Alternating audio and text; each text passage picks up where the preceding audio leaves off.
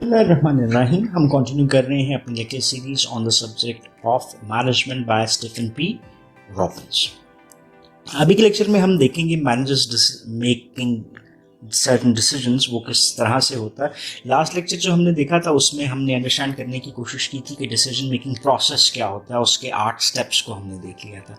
अभी के लिए डिसीजन मैनेजर्स में मेक उस कॉन्सेप्ट को थोड़ा सा अंडरस्टैंड करने की हम कोशिश करते हैं कि मैनेजर्स जिनसे किस तरह के डिसीजन कर सकते हैं और डिफरेंट जो हमारे पास फंक्शंस नज़र आते हैं मैनेजमेंट में, like planning, organising, leading and controlling, उसमें डिसीजंस इन्वॉल्वमेंट हमें किस तरह से नज़र आती है। जैसे कि हमने पहले भी बात की थी कि managers at all levels and different aspect of the organisation they are all involve in decision making. So उसी को देखते हैं कि just take example of our first aspect, that is planning. Organisation के 4 फंक्शंस जो हमने शुरू के लेक्चर्स में देखे थे, उसमें in general taking some examples कि किस किस्म के डिसीजंस होते हैं। जैसे for instance, what are the organisations long term objectives, what strategies will best achieve those objectives, what should the organization's short term objectives be, how difficult should individual goals भी। अब ये प्लानिंग के different aspects आ गए जहाँ पे एक manager को decisions में इन्वॉल्व होना पड़ता है and they have to choose among those objectives जो शॉर्ट टर्म में हैं, जो लॉन्ग टर्म में हैं, या इंडिविजुअल गोल्स क्या, ये तमाम डिसीजंस एक मैनेजर करता हुआ नजर आता है। अगर हम सेकेंड स्टेप ऑफ मैनेजमेंट को देखते हैं, दैट इज ऑर्गेनाइजिंग, तो यहाँ पर भी आपको डिफरेंट एस्पेक्ट नजर आते हैं। जैसे how many employees should I have report directly to me, तो मुझे कितना स्पैन ऑफ कंट्रोल रखना है, किस हद तक अपने डिसीजंस को सेंट्रलाइज रखना है, जॉब डिज़ाइन किस तरह का होना चाहिए, what should the organisation implement different structure, यानी स्ट्रक्चर की जो डिफरेंट टाइप्स हैं, ऑर्गेनाइजेशन हिरार्की वो मुख्तलिफ किस्म की होती है, तो वो कौन सी हमें पिक करनी है। अगर लीडिंग के कॉन्टेक्स्ट में देखते हैं तो how do I handle employees that appear to be unmotivated, कि हम अगर लीड कर रहे हैं तो वो एम्प्लॉयज़ जो अनमोटिवेटेड हैं तो उनको मैंने कैसे हैंडल करना है। मोस्ट इफेक्टिव लीडरशिप स्टाइल जो है किसी भी सिचुएशन में वो क्या हो सकता है, किसी how will a specific change affect the work productivity, और when is the right time to stimulate the conflict, बनाना कब है, ख़त्म कब करना है। एंड देन लास्ट स्टेप हमें नज़र जो आता है मैनेजमेंट का, कंट्रोलिंग। तो कंट्रोलिंग में what activities in the organisation need to be controlled, how should those activities be controlled, के कंट्रोल के लिए डिफरेंट मेजर्स होते हैं, तो कौन सा मेजर किस सिचुएशन के लिए बेहतर है। When is a performance deviation significance, जैसे फर्ज करें मैं ये आपके लिए एक कंट्रोल लिमिट बनाता हूँ, तो यहाँ पे परफॉर्मेंस तो डिविएट कर रही है लेकिन कोई मसला नहीं है, ये अपर कंट्रोल लिमिट है, ये लोअर कंट्रोल लिमिट है, इसके बीच में है, और ये देख रहे हैं।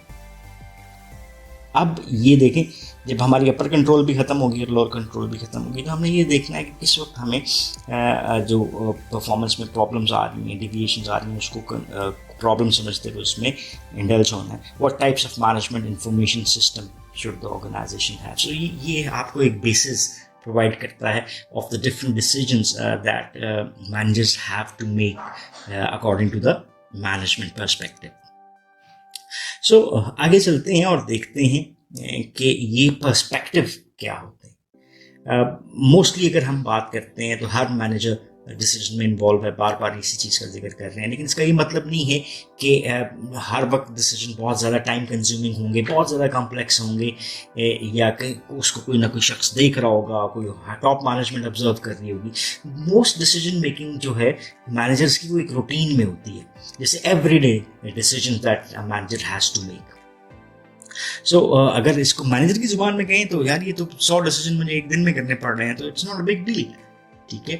सो आपको बनाया इस तरह से जाता है कि आप इन डिसीजंस को अच्छे तरीके से ले सकें। सो आपको सिंपल डिसीजन भी मिलते हैं, कॉम्प्लेक्स डिसीजन भी मिलते हैं, उसके लिए टाइम कंजम्पशन के वेरिएबल्स भी आपको डिफर करते हुए नज़र आते हैं। सो इन चीज़ों को अगर हम देखते हैं, इसी को मद्देनज़र रखें, तो बहुत सारे डिसीजन जो इजी लग रहे हों वो एट द एंड मैनेजर को फेस करने पड़ सकते हैं, डिफ़िकल्ट सिचुएशंस की सूरत में भी फेस करने पड़ सकते हैं।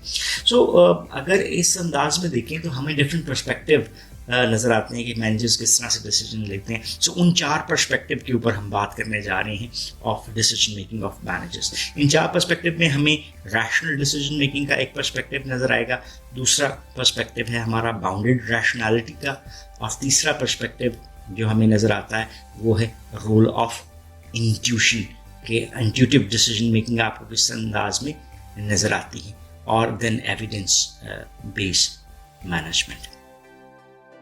सो ये 4 पर्सपेक्टिव है, इसको थोड़ा सा अंडरस्टैंड करने की कोशिश करते हैं। If someone haven't watched the process of decision making, तो माय रिकमेंडेशन विल बी कि इस लेक्चर से को वॉच करने से पहले आप डिसीजन मेकिंग प्रोसेस के लेक्चर को क्रिटिकली एक दफ़ा से अंडरस्टैंड कर लें, और क्योंकि ये लेक्चर उसी पे बेस कर रहा है। सो ये पर्सपेक्टिव पहला जो हमारे सामने आया वो है रैशनल डिसीजन मेकिंग या decision making under the condition of rationality. ये रैशनल किसको कहते हैं? रैशनल हम कहते हैं किसी भी चीज़ को लॉजिकल कर देना, यानी हकीकी बुनियादों के ऊपर कर देना। So what are these decisions जो कि रैशनल हो सकते हैं? पहले रैशनल डिसीजन मेकिंग को डिस्क्राइब करते हैं in the words of the author, describe choices that are logical and consistent, और वो मैक्सिमम वैल्यू प्रोवाइड कर रहे हैं। ठीक है, वो डिसीजन जो कि लॉजिकल हों, जो कंसिस्टेंट चॉइस, यानी एट ईच टाइम अगर एक इंडिविजुअल सेम उस सिचुएशन में आ रहा है तो हर दफ़ा उसकी वही चॉइस होगी, और वही चॉइस उसको मैक्सिमम बेनिफिट यानी फ़ायदा भी देगी। सो मैनेजर्स उनसे वो different types of tools and techniques को यूज़ करते हैं जो कि उनको हेल्प करते हैं कि वो रैशनल डिसीजन मेकिंग में इन्वॉल्व हो सके। सो रैशनल डिसीजन मेकिंग को अगर हम क्लैरिटी में लेना चाहें तो वो है क्या, उसके लिए हमें अंडरस्टैंड करना पड़ेगा अजम्पशंस ऑफ रैशनैलिटी को। What are these assumptions? Assumptions कहते हैं, जैसे हमारा इकोनॉमिक्स का सब्जेक्ट है, that is based upon assumptions, यानी वो कंडीशंस जो कि वहाँ पर रन होती हैं, और अगर कंडीशन नहीं है तो फिर वो चीज़ अप्लाई भी नहीं होती। सो यही हमारे पास assumptions आती हैं ऑफ रैशनैलिटी। पहली assumption हमें नजर आती है कि रैशनल डिसीजन मेकिंग की, कि एक rational decision maker would be fully objective and logical, यानी एक इंडिविजुअल हर चीज़ को एक तरह से मैकेनिकल कह ले कि उसके पीछे जो मकासद हैं वो उसको क्लियर होंगे और वो लॉजिकल फैसला कर रहे हैं, नहीं कहीं पे उसकी इमोशंस की फीलिंग्स का पार्ट इन्वॉल्व नहीं है। दूसरा है कि problem faced would be clear and unambiguous, यानी जो प्रॉब्लम हमने पहला स्टेप पढ़ा था ना आइडेंटिफिकेशन ऑफ द प्रॉब्लम का, तो वो प्रॉब्लम हमें क्लियर होगी, कहीं पे उसमें कोई इबहाम नहीं है कि हम किसी एस्पेक्ट को प्रॉब्लम के नहीं समझते। यानी इसको अगर मैं कहना चाहूँ तो एक डिसीजन मेकर प्रॉब्लम के हवाले से क्या रखता है, कंप्लीट इंफॉर्मेशन रखता है, और decision maker would have a clear and specific goal. Decision क्यों कर रहे हैं, इसका मकसद क्या है और इससे आउटकम क्या हासिल होगी, उसकी जो इंफॉर्मेशन है वो भी डिसीजन मेकर के पास है। And know all possible alternatives, जैसे हमने पर्सनल कंप्यूटर्स की बात की थी, लैपटॉप्स की बात की थी, तो हमें जितनी भी ब्रांड्स अवेलेबल हैं मार्केट में जो कि लैपटॉप्स बनाती हैं, हमें उन तमाम ब्रांड्स का पता होना भी ज़रूरी है। And the last thing is the consequences, कि अगर मैं ए ब्रांड लेता हूँ जो पॉसिबल अल्टरनेटिव था, तो उसको लेने के कॉन्सिक्वेंसेस क्या होंगे, यानी नतीजे क्या होंगे, क्या फ़ायदे क्या नुकसान हो सकते हैं। यानी हर ब्रांड को भी जानता होगा और हर ब्रांड को लेने की सूरत में नुकसानात और फ़ायदे उसको भी मैं अंडरस्टैंड करना होगा। तो finally making decisions rationally would consistently lead to selecting the alternatives that maximize the likelihood of achieving the goal। जैसे हमने 249 के बीच में जो हमारे पास लैपटॉप शायद डेल इंस्पिरॉन का आया था वो हमने परचेज किया था, तो ये जो हमारे पास मैक्सिमम फिगर आ रही है उसकी बेस पे डिसीजन किया जाएगा। सो ये तमाम assumptions जो हैं किसी भी डिसीजन पे जब अप्लाई हो रही हैं तो उस डिसीजन को हम क्या कह रहे हैं, decision making under the conditions of rationality. So अगर इसको रियलिटी में देखा जाए तो जो मैनेजरियल डिसीजन मेकिंग है रैशनैलिटी बेस्ड, हमें क्या ज़रूरत है, to add one additional assumption, decisions are made in the best interest of the organisation, कि ये तमाम एस्पेक्ट जो कंडीशंस थी उसको पूरा करते हुए हमारा फैसला ऑर्गेनाइजेशन के बेस्ट इंटरेस्ट में होना चाहिए। सो ये assumptions of rationality are not very realistic. ये अब आपने पूरा सच बोल दिया कि इन एक्चुअल सिचुएशन शायद किसी भी मैनेजर के लिए तमाम डिसीजंस में रैशनल होना पॉसिबल नहीं होता।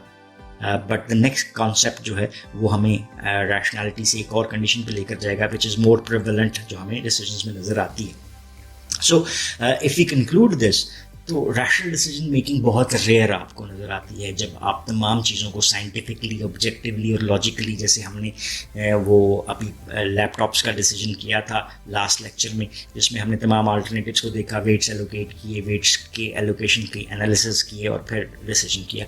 तो अमूमन मैनेजर्स की डिसीजंस में रैशनैलिटी आपको उस तरह से नज़र नहीं आती। They might be facing another situation which is termed as making decisions under the condition of bounded rationality. So इसको अंडरस्टैंड करते हैं। ये जो रैशनैलिटी की assumptions थी, हम कह सकते हैं कि these are the unrealistic assumptions. So despite the unrealistic assumptions, managers are expected to be rational when making decisions. तो ये एक ख्वाहिश है जो कि नज़र आती है from the side of the organizations, जो भी आपके इंटरेस्ट ग्रुप्स हैं जो आपके डिसीजन से इफेक्ट हो सकते हैं, वो यही चाहते हैं कि आप कौन से डिसीजन करें, वो डिसीजंस करें जो कि मोर रैशनल हो अपनी नेचर में। लेकिन we should understand that good decision makers are supposed to do certain things and exhibit good decision making behaviors as they identify problems. They consider alternatives when they are getting information and act decisively but prudently as well. So when they do so, they show others that they are competent and that their decisions are the result of intelligent deliberation, कि वो अपनी मर्जी से इस चीज में involve होते हुए इंटेलिजेंटली अपना फैसला कर रहे हैं। लेकिन बाउंडेड रैशनैलिटी को अगर हम कंसिडर करते हैं तो that is a more realistic approach than compared with the rationality. अब ये है क्या, इसको अंडरस्टैंड कर लेते हैं। That is bounded rationality, decision making that's rational but limited. या इसीलिए जब हमने चीज़ों को एक तरह से लिमिट में रख दिया तो उसको हमने कह दिया bounded by an individual's ability to process information. अब इसको अगर मैं थोड़ा सा आपके लिए दोबारा से डिसीजन मेकिंग प्रोसेस के लेक्चर को रिमाइंड करवाता हूँ, तो हमारे से पास 1 to 8 तक स्टेप्स थे। तो पहले में हमने प्रॉब्लम को आइडेंटिफाई कर लिया, फिर इसके बाद हमने डिसीजन क्राइटेरिया बना लिया, फिर एलोकेशन ऑफ वेट्स कर लिए। तो डिसीजन क्राइटेरिया में मैं सब ब्रांड्स को नहीं जानता, मैंने कुछ क्राइटेरिया बना लिया। डिसीजन 3 में एलोकेशन ऑफ वेट्स कर दिया, फिर अल्टरनेटिव्स को देखा। तो मैं तमाम अल्टरनेटिव्स को तो नहीं जानता, लेकिन मैं जिनको जानता हूँ उन सबको लिस्ट कर लूँ। सो मैं तमाम में तो नहीं जा सका, लेकिन जो मोर रेनाउंड थे मैंने एटलीस्ट उनको ले लिया। तो मैं रैशनल तो ना हुआ, लेकिन मेरी लिमिटेशन ऑफ इंफॉर्मेशन की बेस के ऊपर जो मैं कर सकता था मैंने वो कर लिया। That is by an individual's ability to process information. So ये हमारा क्या बन रहा है, bounded decision making under the condition of bounded rationality. So यहाँ से conclude करते हैं the concept of bounded rationality, which says that managers make decisions rationally but are limited or bounded by their ability to process information because they can't possibly analyze all information and all alternatives. So managers satisfies rather than maximize. जो एक condition थी कि हमारा decision maximum outcome देगा rationality की, वो यहाँ पर पूरी नहीं होती, लेकिन हम मैक्सिमम से कम जो फ़ायदा लेते हैं वो है सेटिस्फाइज। ये क्या है, that is accept solutions that are good enough. इसकी ये एग्जांपल यहाँ पर हम देखते हैं। So let me read it out for you that suppose you are a finance major and upon graduation you want a job, preferably as a personal financial planner with a minimum salary of $45,000 and within 100 miles of your hometown. ये condition लग गई कि आप ये नौकरी चाहते हैं और आपकी ये कंडीशंस हैं कि ऑलमोस्ट आपको 45,000 तक तनख्वाह मिल जाए और आप अपने घर के करीब रहें, यानी 100 माइल्स के रेडियस के बीच में रहें। So you accept a job offer as a business credit analyst, not exactly a personal financial planner but still in the financial field at a bank जो कि 50 मील दूर है from home, at a starting salary of 42,500. So if you had done a more comprehensive job search, you would have discovered a job in personal financial planning at a trust company only 25 miles from your hometown and starting at a salary of 45,000. You weren't preferably rational decision maker because you didn't maximize your decision by searching all possible alternatives and then choosing the best.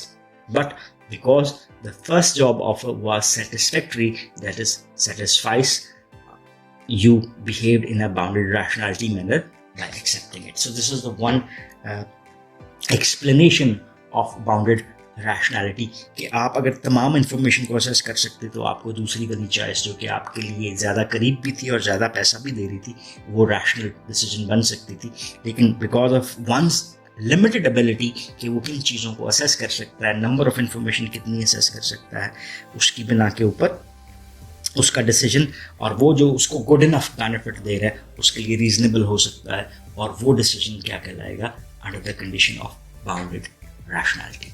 सो अपने इस lecture को यहीं पे close करते हैं. इस lecture में हमने दो डिसीजंस को देखा और एक तरह से मैनेजर्स की डिसीजन मेकिंग की implementation in the process of management like planning, organising, leading and controlling में देखा. सो हमने रैशनल डिसीजन मेकिंग को अंडरस्टैंड किया, उसके असम्पशंस को देखा, बाउंडेड रैशनैलिटी क्या होती है और किस तरह से रैशनैलिटी से फ़र्क है और इसमें सेटिस्फाइसिंग डिसीजंस क्या होते हैं, इसको अंडरस्टैंड करने की कोशिश की. If you still have any question और क्वेरीज तो you can ask in the comment section and we definitely love to answer those. So once again, thanking you for watching this lecture. Have a nice time. Allah Hafiz.